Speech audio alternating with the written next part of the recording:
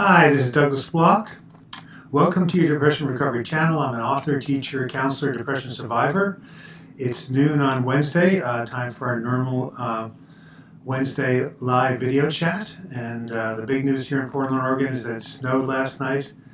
And yeah, and I'm going to take the, oh, there's a bird on the feeder. How cute, a goldfinch. Okay, Leanne, just adapting to the snow here in Portland, Oregon. We only get it once or twice a year. I'm going to take my laptop out and show everybody once we get enough people on here. Nice of you to be on. We had a lovely time on Sunday. There were lots of people. We had about 36, 37 people watching. So far, you're the only one. Anyway, how is the sound here? Pretty good? So, yeah, so the big news is that on Monday, 2 days ago, I went ahead and posted a video, thanks Leanne, a video called Why Does YouTube Demonetize My Videos That Save Lives? And the whole video was talking about you know, the stigma against mental illness. And anytime you talk about mental illness, especially suicide prevention, people you know, get nervous and scared, and therefore my channel, those particular videos have been deemed not suitable for advertisers. I have no idea why.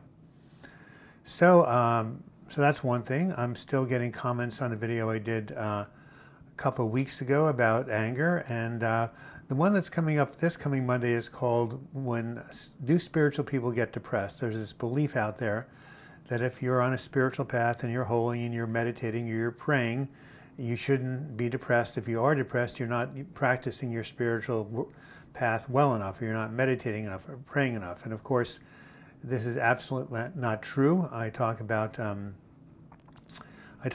this by pointing to many people in history, such as Bill Wilson, who started AA, St. Francis of Assisi, Mother Teresa, St. John of the Cross, what else? St. Teresa of Avila. A lot of these spiritual giants wrestled with their own demons. As a matter of fact, in the literature or in mythology, Joseph Campbell wrote a book called The Hero's Journey. The hero is always called to go out and accomplish some task, and in order to do that, there's obstacles in the way, challenges, dragons, etc.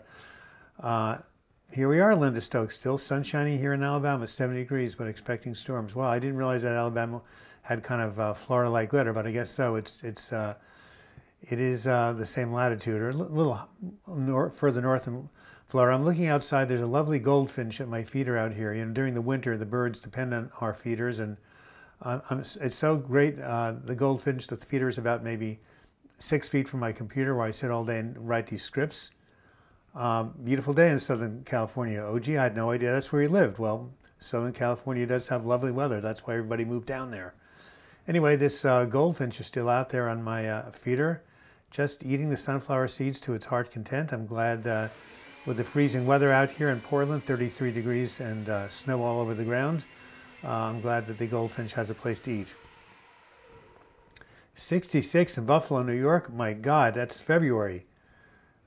Heat wave, to say the least. I went to school in Rochester, New York. The weather was abysmal, especially during the winter.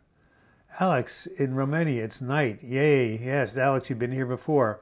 Romania is about 9 hours away, I'm guessing. As I've said before, that's where my mother and my grandparents grew up, so yay for Romania. Has anybody been watching, speaking of Eastern Europe, watching the Olympics? Did you see those Russian figure skaters last night? The top two, they crushed the previous record for highest point score in a short program. Amazing in the culture, how they're trained. And we had a couple of gals from the United States. Unfortunately, they fell at the beginning of their programs. They're in 9th, 10th, and 11th. No podium for them. By the way, I've been finding a lot of inspiration has been coming from the videos, not the videos, you know, the the Olympics. The Olympics, yeah. The Olympics have been really, really cool.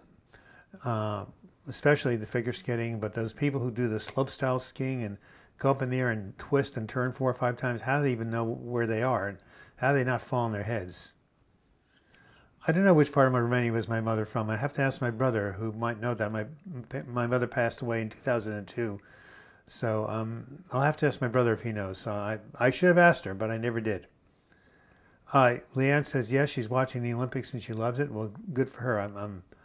I'm glad that's happening. So, any questions, you guys? I'm here to answer your questions about mental health recovery. Anybody needs some encouragement, support? I wonder where our friend from Ireland is, Kevin McCourt. Greg Sandler, of course, who does these, has formed this wonderful online chat group. Have ever I heard of, hi, Matthew, I know you sent me a message from Facebook. I haven't gotten to it yet. I think Rexulti, isn't that a new antidepressant? Tracy, Olympics is a great distraction from my anxious thoughts these days. Yes, Olympics is a great distraction. Hi, Tracy. I don't know if I've seen you before.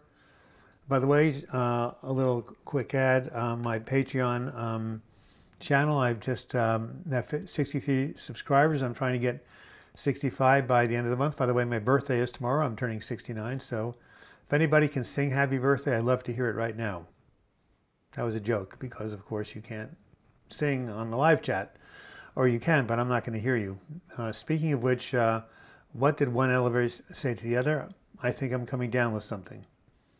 Not bad. Why are dentists always depressed? Because they're always down in the mouth or looking down in the mouth. Yeah. One thing that helped me is giving up alcohol completely. Well, yeah, Leanne, very good idea. Alcohol is a depressant, so if you suffer from depression, it's usually not good to drink alcohol.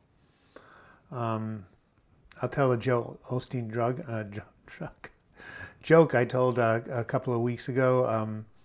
There's a school lunch in an elementary Catholic school. They're trying to get children to eat more healthy, so they put all the healthy stuff at the beginning of the line. There was a big bowl of apples.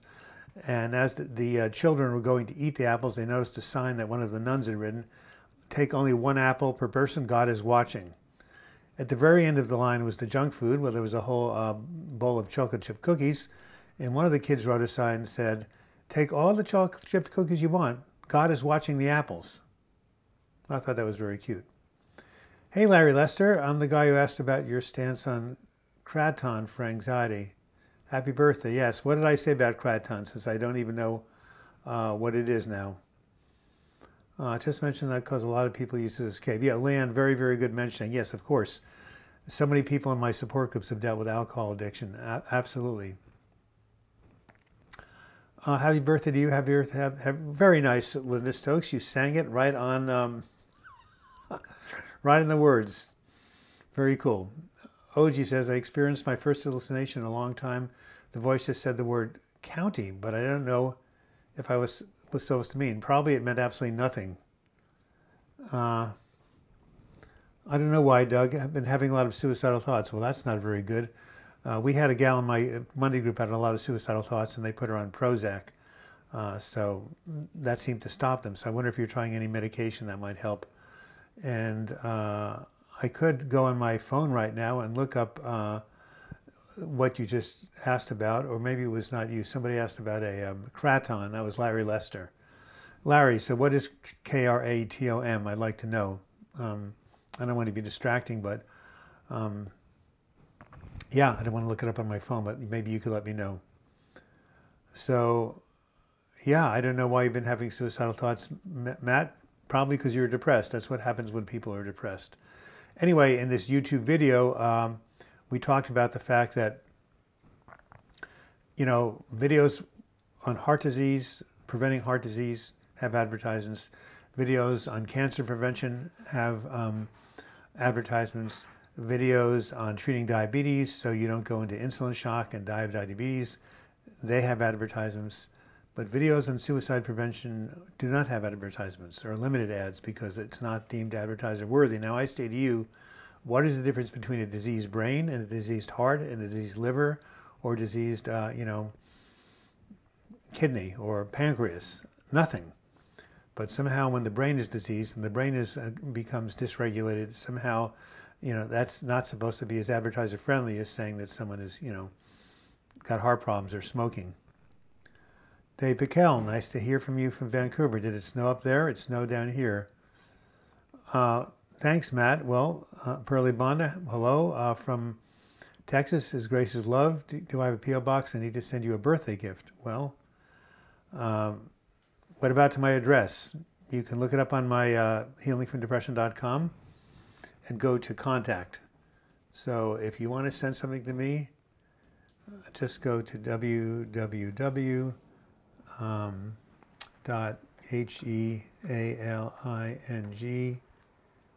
from depression.com. And there you have it. So, His Grace's love, you can send anything there. Priscilla Morris, questions. How does bipolar and dreams connect? What is a person's bipolar?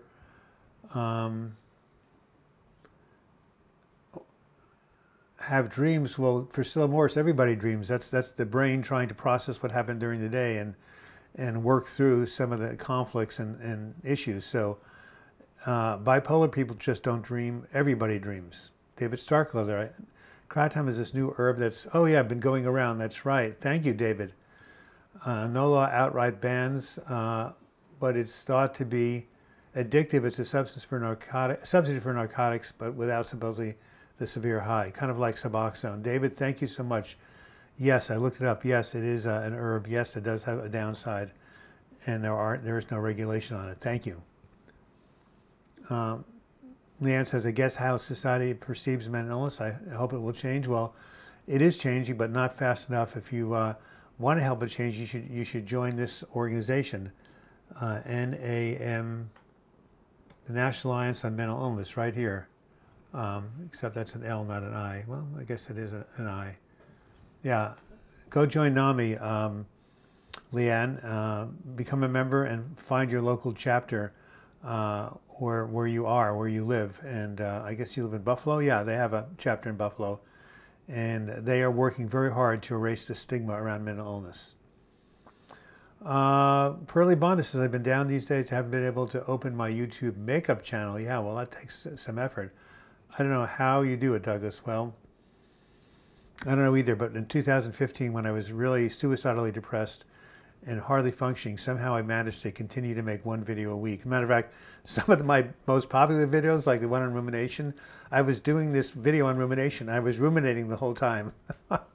I was a complete mess, and people still tuned in. So, you know, there you have it.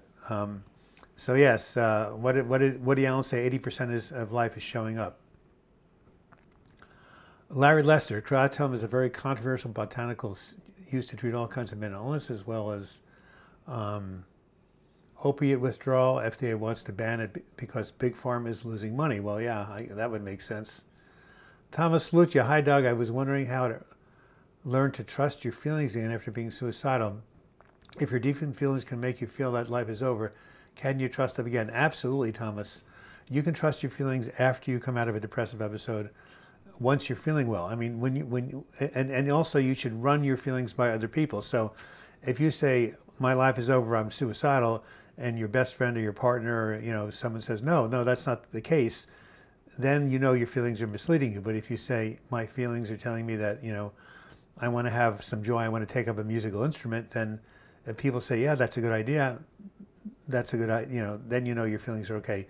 Yes, your feelings were only out of line when you were severely depressed. When you get out of that hellish episode and your brain starts to balance, you can trust your feelings. David Pickell says, I raised my medication, I feel more hopeless, helpless. My doctor says, stick it out. It will get better. Well, I don't know, what medication was it, David Pickell? David Starkweather? Larry, you're assuming an awful lot there. It's not automatically safe just because it's an herb. Well, that's absolutely true. Try strychnine. I try poisonous mushrooms. OG says, I invited a girl dealing with bipolar to go with me to a NAMI group, and she said she'd like to. Well, OG, that's great. I have a lot of faith in NAMI. Every year in May, the third Saturday in May, we have the NAMI walk in Portland. I've been doing it for 15 years, and I plan to do it again this year. Kind of like the Race for the Cure, but here, get this, guys. The Susan B. Komen Walk for the Cure attracts 40,000 people in Portland, Oregon. The NAMI Walk for the Cure for Mental Illness attracts 2,000. What is that? A 20-to-1 ratio? And yet suicide kills more people than people who die from breast cancer. You go figure it out. So suicide is more lethal than breast cancer, yet the Walk for the Cure for cancer, breast cancer has 20 times more people than the Walk for the Cure for mental illness and depression. So you tell me what that's about. Pearly Meadow, I'm so scared to post and have no subscribers. Well, you'll get subscribers. Just tell a couple of people here to subscribe. I'm sure they'd be willing to support you. And there are tags you can put when you post something. Put makeup, pick some tags that would attract people, meta tags, and that's how you get known. Linda Stokes, I'm depressed today, and the reason I just do this from time to time, moving in slow motion. Yes, well, Linda Stokes, the brain is kind of a strange thing. You get dysregulated for no apparent reason. It just, your brain chemistry gets out of whack. Perla, I try to concentrate on your recovery. Don't worry about your YouTube right now. That's what Leanne says. Nice idea. You're tying Effexor. How many milligrams you're on right now, Dave Piquel? David Starkweather says, Perla, that might very well happen. There's a lot of YouTube channels that don't go anywhere.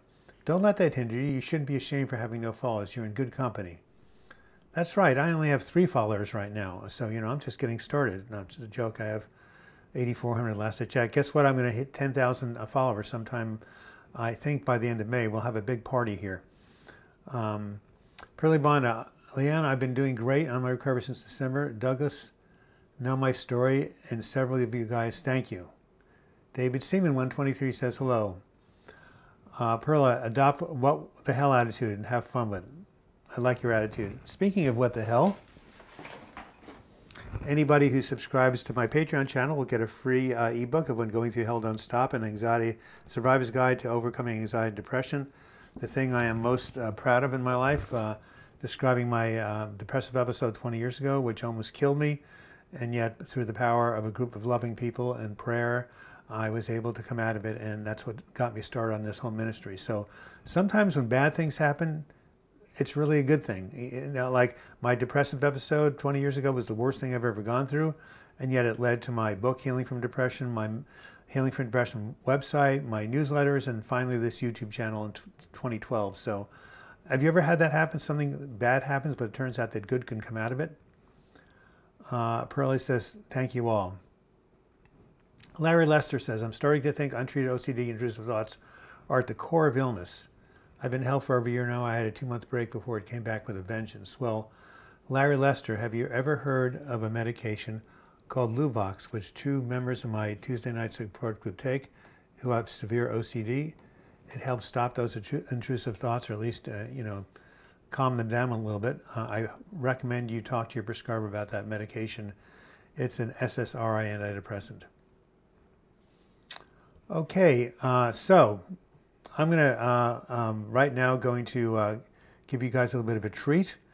This is what I'm going to do. I'm going to turn up my mic right now. Let me know if there's any interference in the sound here. I'm going to unplug my lavalier mic from the computer. And I'm going to show you what snow in Portland, Oregon looks like. Some things are a blessing in disguise. I overdosed 4 times. Wow, you're stronger now. Good for you, Leanne. You're a survivor. Okay, this is only going to be a temporary distraction. So here we go. I got to show you guys that even though we live in a maritime climate, it does snow in Portland, Oregon. Bear with me. This will just take a minute. Right now, I'm walking out my door.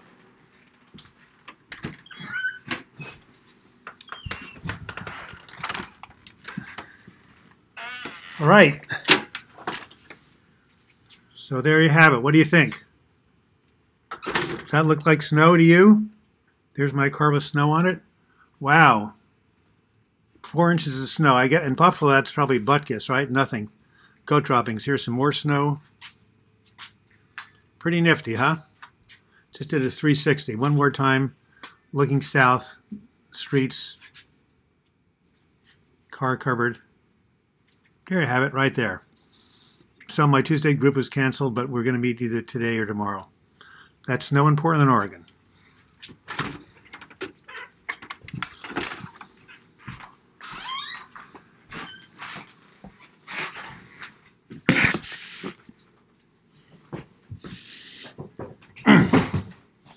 Okay, I just had to show it to you. Sorry for the distraction. Let me plug in my mic here.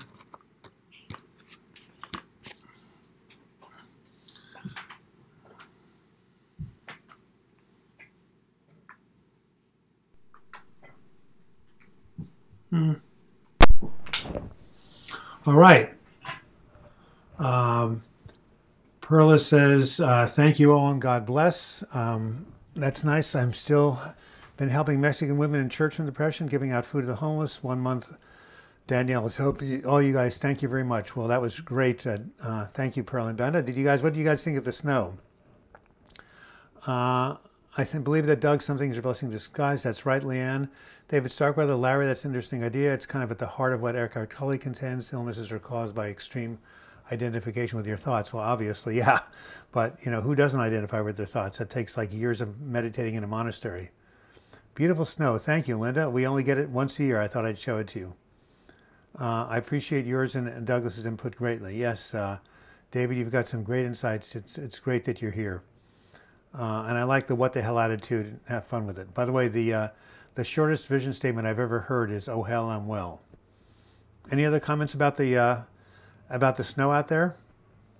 It doesn't happen very often, but it's interesting because we don't live in Buffalo, New York, where people are used to it. When it snows, the news is on 24 hours a day, and they have, they're freaking out that people don't know how to drive in this weather, and it's like a big catastrophe. Pearl and Bennett says, I live in Oklahoma. Snow here 1 day up to 4 feet. Thank God, no snow this year. Well, that was a kind of an unusual experience, wasn't it, Perla? All right, 22 minutes after the hour. Keep your questions coming. Again, my Patreon channel needs just 2 more subscribers to reach 65. And again, if you Patty Brady from Ireland, I believe. David Starweather says, I'm a little sick of the snow. It snowed here last week, but it melted rather quickly. I don't know where you live, David, but I don't care for the snow either. That's why I moved from New York City to Portland, Oregon. So David says, I'm in Connecticut. Wow. My godson's wife is from Hartford, Connecticut. Yes, I've been in Connecticut many, many times, David. Mattman 1110, I've never heard from you before. I've suffered from clinical depression for a long time. I just got on Wellbutrin, and it is working wonders for me. Wow. How many milligrams are you on? I take Wellbutrin also. I don't know if it's working wonders, but it's prevented me from going into a relapse, so I'll say that. Leanne says, before I go, I want to say stay strong. This doesn't have to be a life sentence. I'm proof that you can get better. You got to put the work in. Yeah, that's nothing we're used to. A lot of snow. LOL. Well, of course, you're in Buffalo. Leanne, thank you. I love your text. Send me I love your comments. Why don't you write me a comment on the video I just published on Monday about YouTube demonetizing my videos that save lives. When you get off of this, go ahead and write a comment for me. Larry Lester says, I'm disabled, but I'm forcing myself to walk every day. I think it's helping. It's very cold here in Olympia, Washington. Larry Lester, you should come visit. You're only 100 miles up the I-5 corridor from me, so you got the same weather we did. Yeah, force yourself to walk every day. Exercise is fantastic. Pearly Banner, yes, 5 inches come up to my hips. I almost got lost in it. I love that no snow this year. Linda Stokes says, I love snow. We have it rarely here. We freak out too. 150 milligrams of Mattman of Wellbutrin. My psychiatrist says that you need to get up to 300 before you notice anything. But guess what? Everybody's different. People have different sensitivities to medication. So I'm glad you're having some good results at 150 milligrams. David Starkweather says, I've heard that Wellbutrin has an initial high that goes away. Interesting. A lot of people express disappointment because they want that back. Well, I guess we'll have to hear from Mattman 1110 and see what he says, because I never got a high from Wellbutrin. It did make me a little less down, but there is one woman in my Monday group who did say the first week she had a real buzz off of it. So yeah, you may be right, David. Okay, so let's talk about Larry Lester and his walking. Let's talk about the fact that there's something called neurogenesis, okay? Remember the book of Genesis in the Bible, right? Genesis, genetics, they all come from the same root. To generate, right? Beginning. Neurogenesis, neuro meaning nerves. Genesis meaning generate. So the brain can grow new nerve cells. When I was growing up studying biology and physiology in high school, back in the 60s, boy, that seems like another century ago. Oh, that's because it was. Anyway, I wonder if anybody will be watching these videos in the year 2200. I don't mean just mine, anybody's. I wonder if YouTube will be around. I wonder if the internet will be around. I wonder if the planet Earth will be around. At any rate, let's get back to, what was I even talking about? Something about 1960s. Yep, I've completely lost my train of thought. But maybe it'll come back to me if anybody can remind me. Oh, exercise, that's right. Neurogenesis, right. We were taught that the brain has only a certain amount of cells at birth and they die off and then you're SOL. But science has found no way, no, not true. The brain can grow new brain cells, and the #1 activity that does this is exercise, especially steady state exercise, like, you know, getting on an exercise bike for 20 minutes or doing a brisk walk for 20 minutes. Your brain can produce new neurons. Isn't that amazing? And so neurons are always dying, but now you can replace them. That's definitely going to be a good news for people for mental health. Linda Stokes says, I've tried Wellbutrin before. It makes me too nervous. And I'm starting to cough, so I have to take my gum. OG says, my doctor had a new mood sedative called Lamictal. That's funny. OG, I just got my dose of Lamictal raised. So it is a good medication. Are you diagnosed with bipolar 2, OG, or bipolar 1? Usually Lamictal is for people who have bipolar disorder. Wow, the birds are really coming now. Snow is melting. Really, really cool. Again, if you wanted to help this channel along, there's a little dollar sign at the bottom of this live chat screen. If you click on it, you can contribute $1 or $2. Your comment will go right to the top, and you will get your comment will get noticed. Kratom has given me the energy to work, but I hate being dependent on a substance. Wow. So you are taking it, David. Interesting. Oh, Larry, I mean. I think bipolar 1, but I've diagnosed since my hospitalization. Well, to be bipolar 1, OG, you have to have a major episode. Wow, the birds are really coming to the feeder now. They must be communicating to each other that's available. Wow, there's actually 2 now on the same feeder. Unbelievable.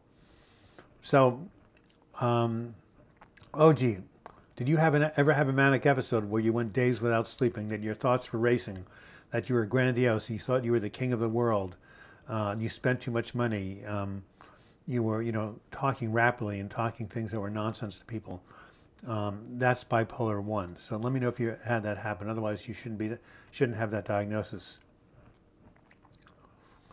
Linda Stokes says, I haven't been walking late. Maybe that's why I'm sinking into depression again. Well, Linda, go outside. It's Alabama. Didn't you say it was 70 degrees today? After this live chat is over, or even before, just get out and walk in your neighborhood or drive someplace to a nature preserve or go on a hiking trail. I want you to do that before the end of the day, and I want you to send me an email. DouglasBlock@gmail.com. So send me that email. Let me know you've walked. David Starkweather says Doug has a nice house. It's called an Alameda bungalow. It's not big. It's not ostentatious, but it does the job for a writer. I think it's nice. My mother came in and the first time she saw it, she said, "What a dump." My mother was a snob, and she was hoping I would have a really expensive house on the Alameda Ridge, but I couldn't afford it. Not on a writer's salary. Oh, the birds are all over the place now. My God, they're feasting on the sunflower seeds. Do you like guys like birds? I think they're really cool. OG says, I had one manic episode in the summer. I loved it, but no, it wasn't realistic. Okay, so if you had a manic episode, then you are bipolar 1 and you should be on Lamictal, so that was a good choice of your doctor. Linda Stokes says, I am going to take a walk today. So Linda, how many miles? How many miles are you going to walk? Casey Smith, haven't heard from you in a while. I found out I have neurotoxicity, either from Lexapro. Doctor's thinking maybe mold toxicity. Wow. How do you get tested for mold toxicity? I'm not quite sure, but I hope if you do have it, they find a way to treat it. So, OG, how is your mood now? Is it stable? Is it too high or is it too low? Hopefully with the Lamictal on a 1 to 10 mood scale, you're around a 5. Not great, not bad, kind of just cruising. So let me know. So getting back to my new video coming out on Monday, February 26th, do spiritual people get depressed? The answer is absolutely. And, you know, spiritual people also get sick. There was a great Hindu teacher, Paramahansa Yogananda. He died at the age of 53. You know, this was again in the 1950s when lifespan was not as long as it was then, but still, that was a young man, even back in the 1950s. And so, you know, people said, what's wrong with him? I mean, if he was so spiritual, why couldn't he live to 80, 90, or 100?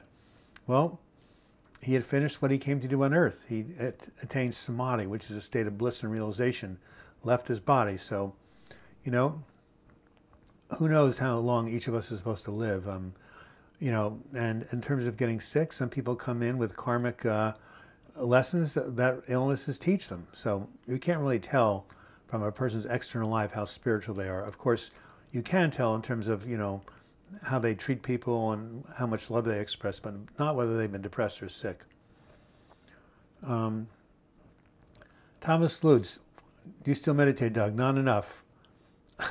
I'm afraid it might be too intense and trigger some of the deep fears that I experienced while suicidal. Do you experience these fears while sitting with yourself? Yeah, when I was suicidal, I did. So in your case, Thomas Lutz, you want to have distraction. If being alone with your own thoughts is scary, or you tend to involute and you know, and start to sink into negativity, then what you need to do is focus outside. You know, go out and hang with people, go to a lunch, take a walk with somebody, watch the Olympics. You know, get distracted. And so I don't have those fears now, but when I was really ill, I did. Trust yourself. Hopefully you have a therapist you can talk about this with. Oh, gee, I've been stable on lithium and resveratrol, but I'm just dealing with depressed mood for 6 months. My Lamictal goes up next week. Yeah, Lamictal also has properties of being an antidepressant. So, you know, see how that works. David Starkweather says there's Buddhist monks who have a remarkable tolerance for pain.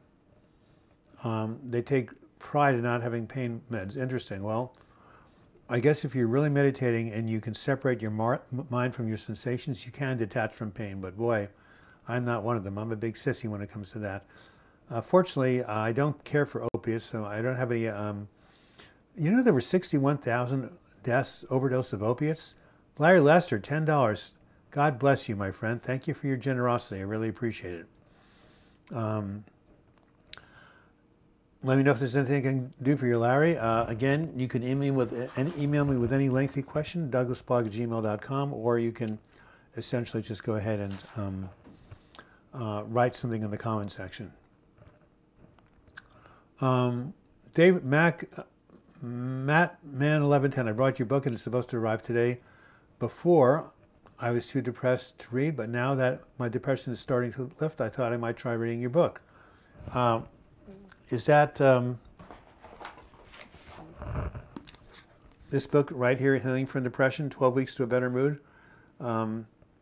Yeah, it's really, really a combination of my memoir and a 12-week recovery program that I started teaching in 2001, and I'm still teaching it now in 2018. So let me know what you think when you get it.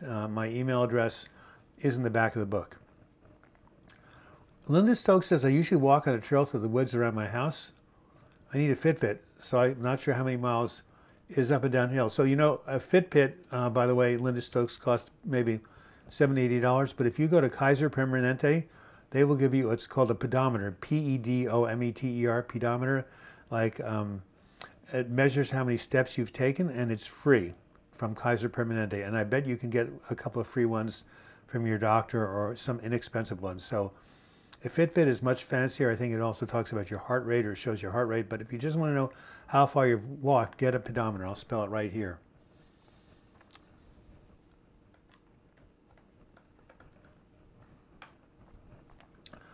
There is Linda Stokes. Get a pedometer. Batman 1110, yes. Healing from Depression. I think it's a really good book on depression. So do my clients. So you let me know. On the Ken Burns documentary, there was a Buddhist monks protesting and lit themselves on fire for the whole world to see. Just incredible how they did it. Yes. David, are you my age? Are you 69? I've been watching the Ken Burns documentary on Vietnam. I've watched the first 9 episodes. The 10th is coming up. I've recorded it. It is giving me PTSD. I was not a soldier, but I was alive during the time protesting it. I can't believe that the government, knowing that we couldn't win, the Kennedy administration, the Johnson administration, the Nixon administration, all lied to the American people and said victory was around the corner. I mean, those people should be put in prison. I'm sorry. 58,000 Americans died needlessly in that war and 2 million Vietnamese. I mean, one of the great tragedies of the 20th century to add to all the other tragedies. So it's an amazing documentary for anybody who wants to learn about history and the lessons of folly. Watch that documentary. Ken Burns is a master. David Starkweather, how are you enjoying that documentary? Enjoying might be too much of a, you know, not the right word, but, you know, is it making a big impression on you? I hope it is. Thanks for your answers, Doug. Yes, Thomas, I don't know what I answered, but I'm sure it was, I hope it was appropriate. I can't go that far and find you. Your thing is kind of gone away, but let me see what else we can do. So yeah. So Linda, type in pedometer and the name of your city and see if you can get any for free or low cost. Thomas, I'm glad to give you my answers, even though I don't quite remember what they were. Okay, so the other video that I'm publishing on the 5th of March, it's called Can Society Make You Depressed? And in this video, I talk about a book which I'll be showing you next week called Lost Connections by Johann Hari, a journalist from London. And he contends that a modern Western culture, society, makes depression worse in people because it disconnects them from nature, it doesn't give them fulfilling work most of the time, and it disconnects them from each other. The fragmentation of communities, the lack of intimacy, the fact that people move away from their families, and people in America often feel very lonely, even though we have all this material wealth. What do you guys think about that? Do you think that you know, the UK, America, developed countries have cultures that make people more depressed? I think they do. David Starkweather says, I think it's a pretty good documentary. However, there are some veterans upset about some biases. They had, that war was no doubt a national travesty, but the series left out some key details. Well, what details did it leave out? I was living during that time, David, and I thought it told the truth, but maybe there were some things I wasn't paying attention to. Anyway, I should go look up criticism of the Ken Burns documentary and see what the critics are saying. It would be interesting. David, just for the record, I wonder how old you were. Were you alive during the Vietnam War? Most of the people who watch my videos are between 25 and 44, which means you were born in the 1970s and the war ended in 73, so you probably didn't get to witness it, thank God. We had the Iraq War and the Afghanistan War. That's bad enough. Man 1110, let me know when you read the book how you like it. All right, 39 minutes after the hour. Here's a joke. So I'm turning 69 tomorrow. You know, back when I was in my teens, when I thought of someone 69, I thought of somebody sitting in a wheelchair, a rocking chair, not a wheelchair, a rocking chair, drooling. But now in this generation, you know, you can still be relatively young at 69. What about 92 though? That seems old, but I know some people who are 92 who are doing quite well. As a matter of fact, there was a man who was in amazing shape. He walked 3 or 4 miles a day. One week he wasn't feeling so good, so he went to his doctor, and I don't know if he had, he had anemia or, wasn't getting enough sleep, but the doctor examined him, wrote out a prescription. 2 weeks later, the doctor saw this man in the health food store holding the hands of a younger and pretty woman. The doctor said, "Wow, you look like you're doing much better. What happened?" And the man said, the 92-year-old man said, "I did what you told me to. You told me to get a hot mama and be cheerful." Doctor said, "I didn't say that. I said, you have a heart murmur and be careful." I love puns. It's an honor to donate to your cause. I started watching you in Big No a year ago. You comforted me tremendously in assorted ways, assuring me I wasn't insane. Yeah, well, you're not. You just have a mood disorder, that's all. And by the way, Larry, not to, not to kind of, ask you for more, but if you want to make even a monthly contribution of $5 a month, go to patreon.com Douglas Block, and you can become an ongoing sustainer of this channel. These videos cost money to film, money to produce, money to edit. And yeah, pay no attention to the man behind the curtain. That's my phone ringing. I'll get it after we finish up here. So yeah, Larry, feel free to contribute to Patreon if you want to. David Starkweather, the group of veterans signed a letter detailing their grievances. Okay, I can send you some links if you're interested. I was born in '69. Yeah, that's what I thought. So you're 40. You'll be 49 years old this year, and so yeah, when you were 4, the Vietnam War ended. So thank God you missed it. You were born during Woodstock in the year that we landed on the moon. How's that? I'm going to send that's my godson Phineas. He's wanting to know when we're going to get together tonight, so I got to go ahead and just quickly text him right here. But don't worry. I am doing live chat, I will tell Phineas.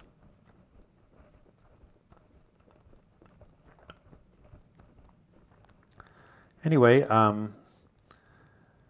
so anybody else have any questions? David, yeah. So yeah, send me the links. That would be really cool. Thank you. I am doing live chat. All right. So, any new questions coming up about medication, about recovery? Let me tell you my 3 steps of mental health recovery. 1, set the intention to heal. 2, for support. And 3, treat your symptoms using a combination of mutually supportive therapies. So, physical self-care, mental emotional self-care, social support, spiritual connection, lifestyle habits, those 5 things. So, we should do a whole live chat on the vision statement. I have a number of videos. One is called Setting the Intention to Heal. Until you make a decision you want to get well, until you have some sort of picture of what wellness looks like to you, it's really hard to recover from depression or anxiety. You have to program your mind for what you want. You have to create, everything is created twice, first in thought and then the physical world. So this lamp over here, it was an idea in somebody's mind before it got created. This computer, the book that's sitting on top of this microphone, they all originated as thought forms. And so your mental health recovery needs to go the same way. You need to create some sort of a mental picture or mental equivalent of what recovery looks like for you. And once you do that, and once you put energy into it, 50% of the battle is won. Because I've never seen anybody yet who has really wanted to be free of depression or anxiety and has worked on it who hasn't gotten better. Now, depression is a recurring chronic condition. Just because you get better doesn't mean it won't come again, but you can get relief. I mean, I had 19 years in between my last two depressive episodes, so you can live a life of joy and contentment between episodes, or even when you have a mild episode. So the vision statement is really, really important, and I'm going to write down right now the name of the video in case you want to go ahead, look it up at my channel and look at it. It's called Setting the Intention to Heal. Right there. So, 45 minutes after the hour. Oh, Rudy Orfel, I'm curious to know your opinion on being under 18 and taking antidepressants. I am not a child psychiatrist, but I know that there are people I've known, people who have, not someone who's come to my group, but people I've talked with, sons and, okay, so when I was a math tutor, a private math tutor for 20 years, and I worked with a bunch of teenagers, you know, dozens and dozens of them, and some of them were on antidepressants, so I don't think you should give them to the 6-year-olds, but if you're like 16, 17, 15, and you're experiencing the symptoms of depression, I think they're appropriate as long as they're being monitored by a really good child psychiatrist. I know a lot of people who come to my groups who said their depression started during their teenage years, 13, 14 even. And so antidepressants are a valid form of treatment for some people. Often they don't work, or they only work a little bit, but sometimes they do work. So it's legitimate to give them a try as long as you start out in small doses. So I am curious, Rudy, how old are you? What medication are you taking, and what dose are you taking it in? That would be really interesting to know. All right. Well, I'm going to, because I need to get back to my godson, and because he just called on the home line, I am going to end it 50 minutes after the hour in 3.5 minutes. So if any of you have got some final questions, ideas, comments, wanting support, I am going to give you an email address of somebody who has an online support group that many of the watchers or viewers of this live chat have joined, and it's really good. His name is Greg Sandler. Yes, David Starkweather, you're right. It's a little bit risky because the teenage brain is still developing. Well, David, as you may know, the brain develops until the age of 25. It doesn't finish formally developing until then. So even taking antidepressants when you're 22 or 23, but it's a risk-benefit, analysis.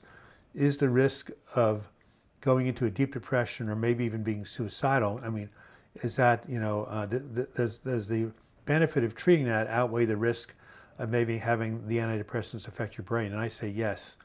But you're right. The teenage brain is still developing, and so antidepressants should be used very judiciously, very cautiously. But if a person's in a really deep depression, if they're not going to school, if their grades are sinking, if they're withdrawing from friends, if they're not getting out of bed in the morning, that's when maybe an antidepressant should be used, even if the person's a teenager.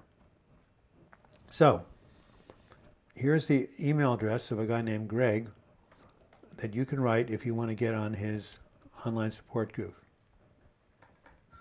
Hello, I'm Greg at gmail.com.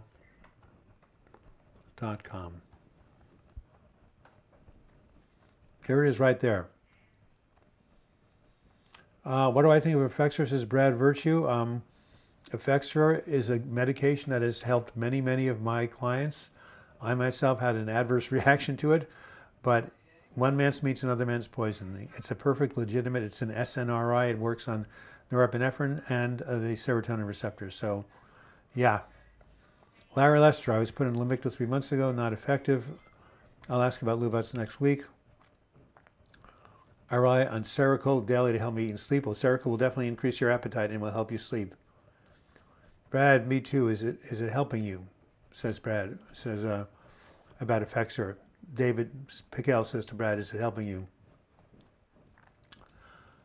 I tried to join his group, but it's over the Telegram app. You need a smartphone, which I don't have. Wow. Well, David, I don't know what your financial situation is, but Apple is selling their iPhone 5 for $150, which for a smartphone is not a whole lot of money.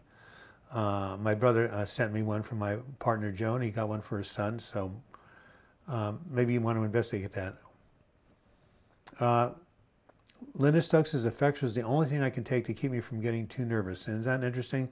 Because Effexor made me very nervous. So you've heard the phrase, one man's meat is another man's poison. That's certainly true of antidepressants. So yes, Effexor helps people. It helps Linda Stokes.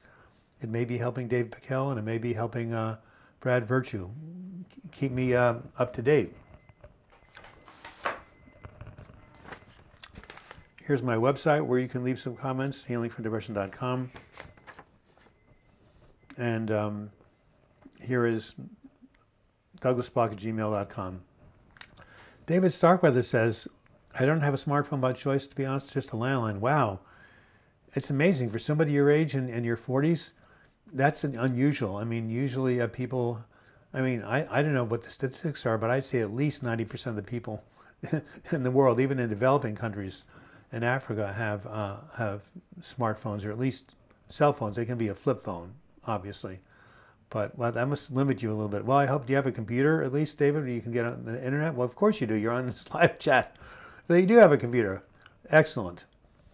But there are other chat groups, David Starkweather, that you can find on the internet using whatever computer you have. So don't give up. Greg's is not the only group out there.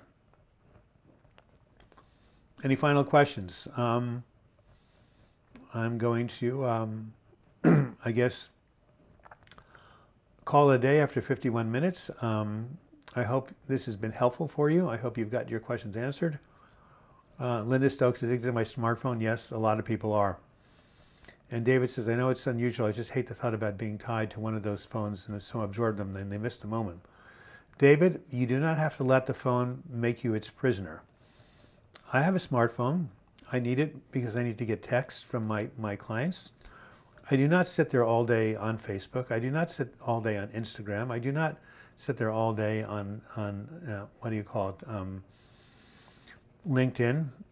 It's a tool. So you get to control how much time you spend on it. So, and guess what, David? If you just get a flip phone, which costs $14.95 at Walgreens, Samsung makes a really good flip phone.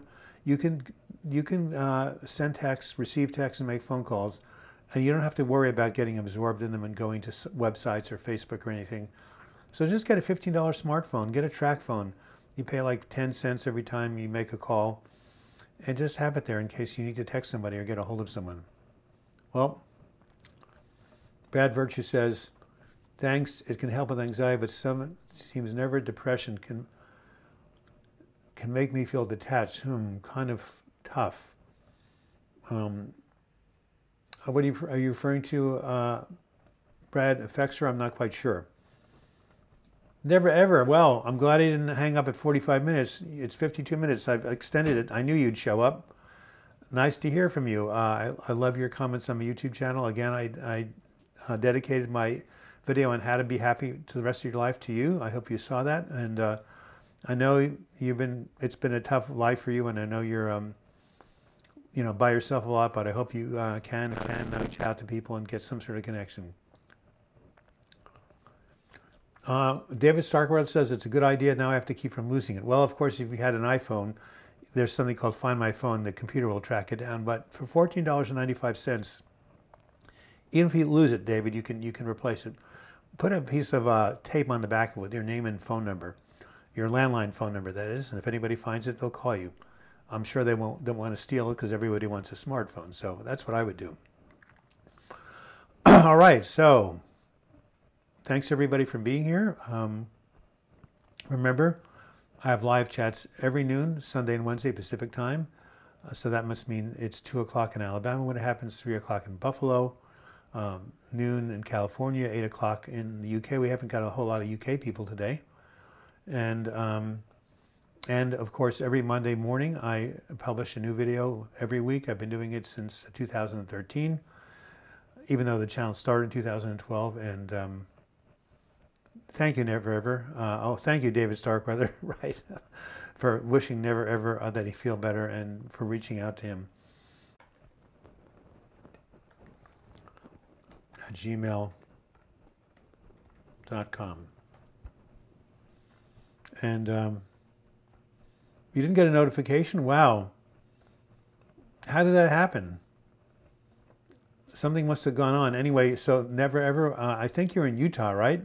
So Mondays, Sundays, and Wednesdays at 1 p.m. your time. Just put it on your smartphone to remind you, or write it on your calendar or date book. That's when I'm on every Sunday and Wednesday at 1 o'clock Utah time. So just write that down and you'll be expecting it.